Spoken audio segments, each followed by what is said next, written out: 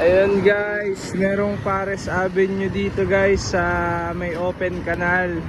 Dito lang yan guys sa ano, sa pag galing kang Gentry, papasok ka dito ng arko ng Imus, papunta dun sa Malagasang yan. Diretso ng Malagasang yan. Ito yung ano, LTO compound dyan sa area na yan. Yung bagong LTO ng Imus. So dito lang sa malapit, tuwing hapon sila guys. Napakadami ditong paresan. Ano ata yan? Isa, dalawa, tatlo, apat, lima, anim ata yan. Anim na paresan yan guys. Tapos may mga upuan naman sila dito. Pag gabi presko dito, mahangin. So punta lang kayo dito guys. May pares, may bulalo, may papaitan, may pares overload. So may barbecue din, may mga inihaw din dyan. So pili na lang kayo kung ano yung pupuntahan yung store. Ang dami niyan.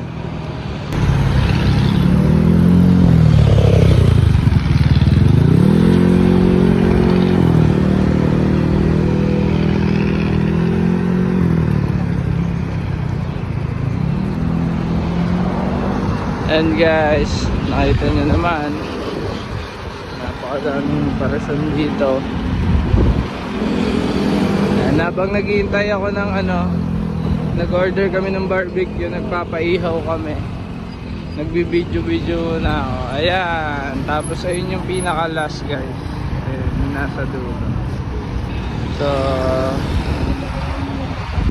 inihaw, inihaw.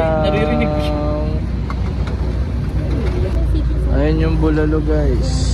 So bitang bulalo dito. Tapos may kasama ng rice yan. Bulalo. Ito naman yung pares nila guys. Pares. May rice na rin.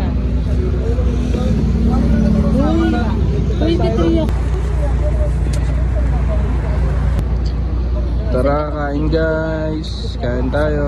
Alright.